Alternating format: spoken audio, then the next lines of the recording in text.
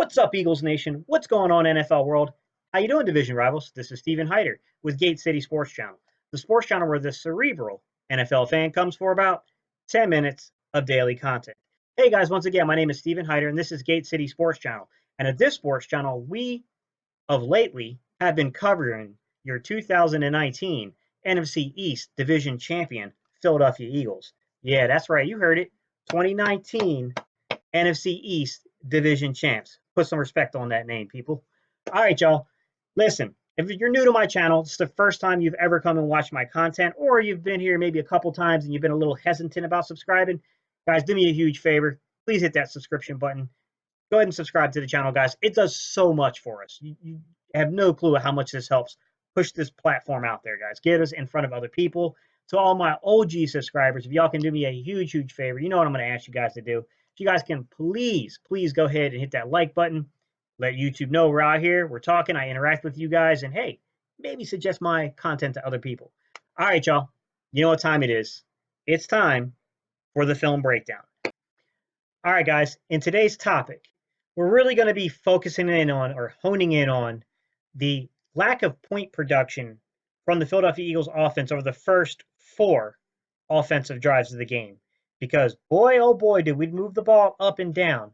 And we only had 3 points to show for our first 4 offensive possessions. And now they're without Zach Ertz today. They put it in the hands of the rookie Miles Sanders. Before we go any further, without you guys cheating, don't go cheat. Don't cheat. I want you to tell me down below. Go ahead and leave a comment right now. Pause the video, whatever you need to do. Leave a comment down below, and I want y'all to tell me, what are your initial thoughts about the play calling and your reasoning for why you think the Eagles only managed to score 3 points in the first 4 possessions of the football game? Be open, be honest, and let me tell you, I was wrong too, so don't be scared to be wrong, guys. It's not a right or wrong thing. This is a feelings thing. What are your feelings for why it went wrong? All right? When we come back, I'm going to tell you exactly what I thought before I watched the film. All right, y'all. Leave me that comment. All right, guys. Welcome back. So, on the topic that I just asked you guys to talk about, I told you I would reveal to you what I thought before I watched the film. My thoughts when I watched the game, and remember, guys, the first time I watch a football game, I'm just like everybody else, man. I'm a fan. I'm watching it as a fan of the Philadelphia Eagles, man. As a childhood kid who's grown up as an Eagles fan, right? Grew up in Newcastle, Delaware. Used to play, imaginary football with a little, cheap plastic ball that I got out of like some crappy bin from way back when I was like a kid, like 6, 7 years old. I used to literally toss the ball up in my room for hours and act like I was Randall Cunningham and like I was leading Eagles down the field to score a winning touchdown drive. Like, guys, that's the level of fandom I am. So, when I watched it initially, my thoughts were this. The play calling was probably pretty vanilla. I was like, the play calling, it feels vanilla, man. Like, I don't, Carson doesn't seem to be hanging on to the ball, very long. He looks like he's getting it out of his hands pretty quickly. But, it just feels like something's missing here. The offensive line plays kind of up and down. It's not that great. But, I just think maybe we need to adjust a little better. We need to do a little better with the play calling. That was my original thought. I was like, okay, Carson, man, maybe he's shaking off a little bit of the nervousness. He's got not really even nervousness, just the excitement is a better way of saying it. Then I studied the film. One thing I said was right. The offensive line plays 100% up and down in the first 3 drives of the game. One thing I said was very wrong. I don't know what my eyes saw the first time, but Carson was not. Well, he may have been excited, but it clearly wasn't affecting his play. The kid looked as cold as a damn cucumber in that pocket when I watched the film. I missed a little bit on that one. Just a mark by like a mile. It was in the neighborhood. I was only off by like a mile. But that begs the question, why? Why did we only manage to get 3 points on the first 3 possessions if Carson was cold as a cucumber, if the play calling was pretty good, and if the O-line was at least respectable, although it was up and down? The reason was we just missed on opportunities. We had very unfortunate and very untimely things happen at the worst moments that they could happen, which ended up forcing us into not putting up more than 3 points.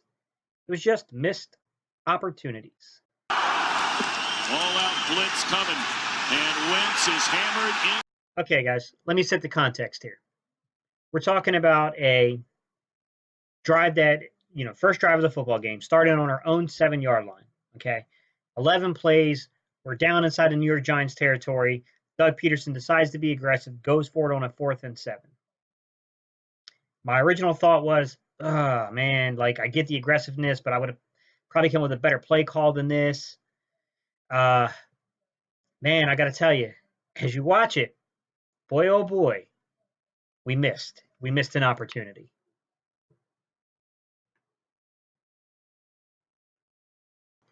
Okay, ladies and gentlemen, let's go ahead and let's discuss this route tree that's being run by these receivers. So, first thing to start off with, guys, is you're either an 11 or a 12 man. This all depends on what your perspective is as to how you view Joshua Perkins in this particular formation. To me, I'm going to count him as a tight end just given what I've seen before from prior, plays being run out of this similar type of formation from the Eagles when they're using Ertz and they're using Goddard. It just feels like he's filling in for Ertz in this particular situation. So to me, I'm going to count it as 12-man, but this is a common theme, guys, with using Perkins for this game. It's really hard to distinguish between 11 and 12-man personnel. But if you look to the offensive left, you got Joshua Perkins, who I'm counting as a 12-man, being in tight, on line of scrimmage tight end, offensive left. Okay? Now let's move over to the offensive right. Well, you got Dallas Goedert, who's kind of in almost a slot-like type positioning, not quite the wing, more of a slot, but he's in tight to the formation. Okay, but he's a yard or so off the line of scrimmage, so he could technically be motioned, but he's not. And then next to him on the offensive right, you have your X receiver, which happens to be J.J. Arcega-Whiteside. In this particular situation, if you're asking why he's the X, if he's on the right-hand side of the formation, it's because he's on the line of scrimmage. Generally speaking, your X is to the short side of the field and on the line of scrimmage. However, every now and then, they're on the far side of the field. You're really just looking for them being on the line of scrimmage because your X can't move. So he's got to be able to fight man press. Because your X will be on the line of scrimmage, you can't move someone, you can't motion the line of scrimmage guy. So that leaves one more guy, which is your Y receiver, which is Rob Davis, who's on the furthest to the sideline on that right-hand side of the formation. Joshua Perkins, all the way to the top of the left, is running nothing more than a simple in route. A 10-yard, hit it at the sticks, turn it inwards, come back across the offensive line and catch Carson Wentz's view. Same thing we all learned how to run in Pop Warner, guys. Okay? Dallas Goedert. He's running, you go into the offensive right, Dallas Goedert, he's running a simple 10-yard out route. He's heading to the sticks and then out towards the sideline. Boom. Right? Next to him in the X positioning, we have J.J. Arcega-Whiteside, who to me looks like he's running a post. And that's a very important route because J.J. Arcega-Whiteside is going to take not only that nickel back with him, but he's going to take that safety with him. And then at the bottom of the Y, we get Rob Davis basically running what's called a fade route, which is just a sideline. He's running up that sideline. And he's going to take away that left cornerback since he's on the right-hand side. So he's taking the left cornerback with him. This is going to open up a very unique opportunity if Wentz has long enough to throw the football. We have a one-on-one matchup between Dallas Goedert and the New York Giants strong safety, Michael Thomas. All-out blitz coming, and Wentz is hammered in. Michael Thomas has taken over for an injured Landon Collins. Landon Collins went on the IR like around week 13 or so. So this is an undrafted rookie free agent from 2012 who's bounced around the league, played in San Francisco, played in Miami, now he's with the Giants. Matched up, not only outmatched talent-wise and athletic-wise, athleticism, but outmatched physically, height and weight. Michael Thomas goes 5'10-ish, 5'11-ish. He's about 195 pounds. And in reverse, you got Dallas Goedert, 6'5", 256 pounds. We got a 6 to 7 inch difference in height and a 60-some pound, 55, 60 pound difference in weight. This is one-on-one on that out route by the sticks. Probably easily a first down, maybe much bigger if he can break that tackle. It was a missed opportunity, guys. And we're going to get into why we missed the opportunity now.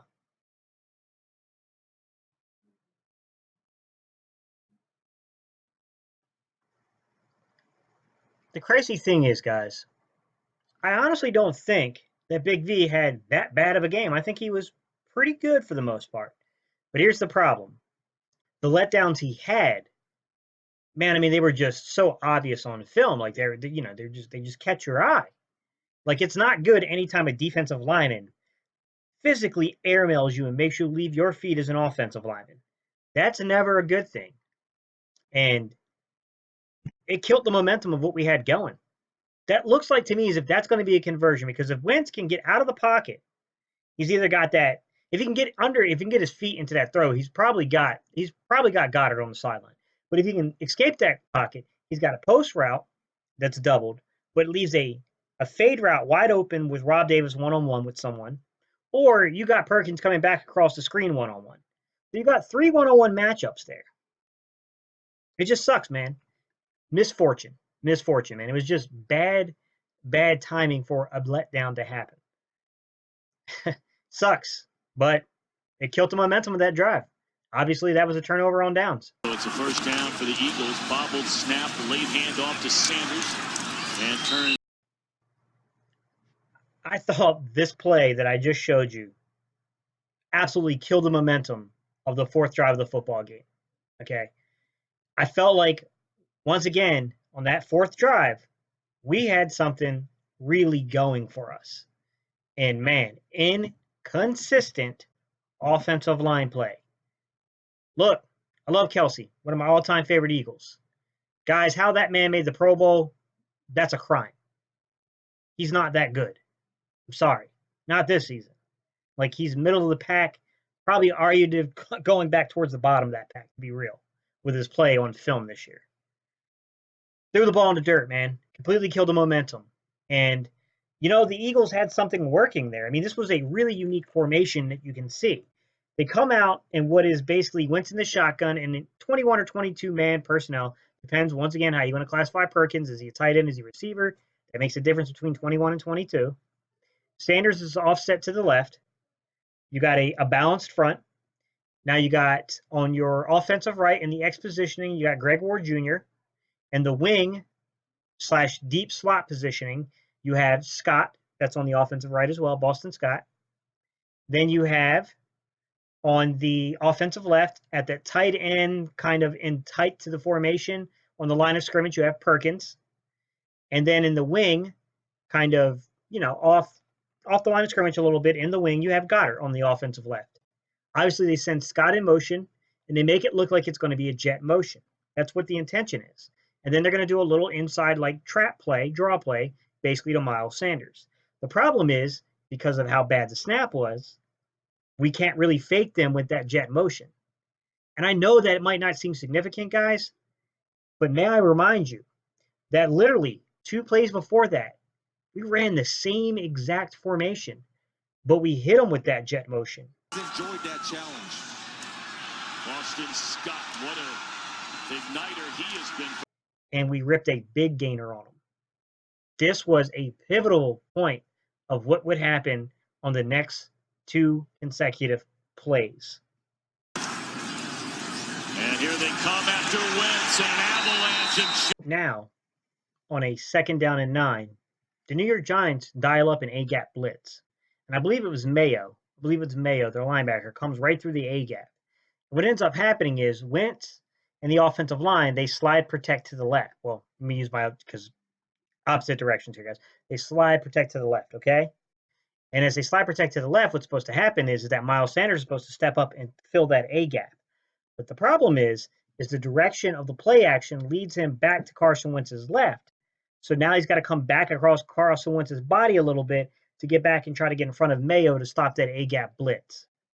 Look, it's a long developing play, but nonetheless, if you can hold the defense to flow toward the running back, if that play action works, man, you got something developing deep down the field. I mean, that's just the way these things work.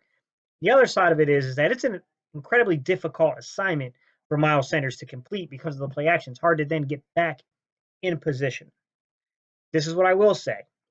I do feel as if we had a healthy Jordan Howard decleats Mayo trying to come through there. That part I will say.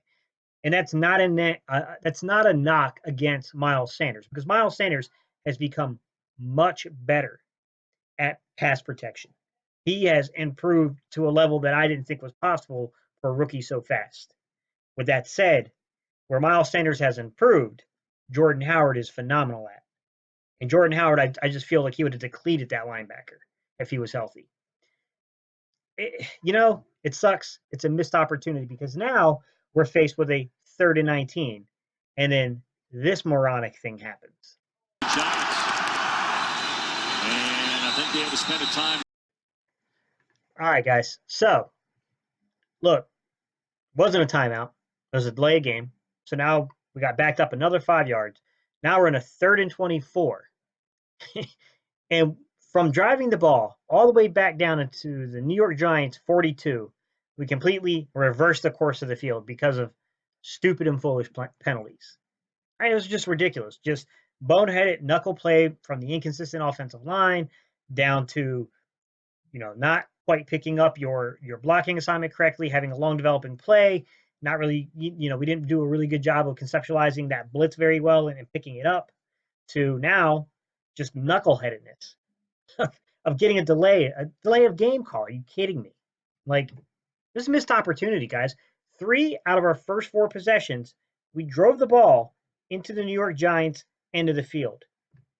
3 points. 3 points. It wasn't play calling for the large extent. Most of the play calling was pretty good. It wasn't Carson Wentz. He wasn't excited. He was, maybe he was excited, but his excitement wasn't affecting the game. Like, he was very cool, calm, and collected in the pocket. I mean, the receivers looked okay. They did a pretty good job down there. Like, it was really just the offensive line didn't play horribly, but it was inconsistent at the wrong time. And guys, we just missed on opportunities. We had opportunities to really punish them early in possessions, and we didn't do it. We didn't do it. And that's something that has to change come this upcoming weekend against Seattle. We need to punish them early. And I'm going to show you guys basically how this drive came to an unheroic and, kind of a blimper of an end here. Win this game, they're in. The handoff to Miles Sanders on 3rd and forever. I mean, the obvious thing there, if you're watching that, guys, is clearly if Miles Sanders had stayed a little more patient and kind of stayed behind his block, there could have been some more yardage there. Could have maybe made that interesting. But nonetheless, I mean, the overall effect was we're running that play to pick up X amount of yards. So that way we can still, at the minimum, flip the field. You want to flip the field and pin the Giants deep. And it was just a very, anticlimactic ending to that series because we're moving the ball up and down and only getting 3 points. But this is what I will say about Carson Wentz as I close out this video, guys. As disappointing as that was, it didn't break the guy's confidence. It didn't break his confidence. He stayed with it. He stayed tough. And with the defense and with a few other players around him stepping up, when we end up losing Miles Sanders on top of this, when we end up losing Brandon Brooks on top of this, man, he found a way to win. This kid, if anything, is a winner. That's all I can say about him. This kid is a winner. And I'll tell you what, guys, that's all I got for today. I think we kind of covered this pretty well about why I think the offense kind of bogged down, only put 3 points up in the first 4 drives of the football game. But tomorrow we're going to flip it over. We're going to get more into the positive. What I saw positive, the positive things I would notice out of Carson Wentz, the positive things I noticed out of the play calling, okay? We're going to take a dive into what happened. How did this guy turn this around and win this football game? He was already winning it, but you know what I mean. How did he turn this around and once again keep building upon that legacy to have the opportunity now to play a home game in the NFL playoffs? That's tomorrow's content, guys. All right, y'all, I'm about to jump out of here. Don't forget to like, comment, and subscribe. And oh yeah, how do we close our videos here? I think it goes a little something like EAGLES. Eagles.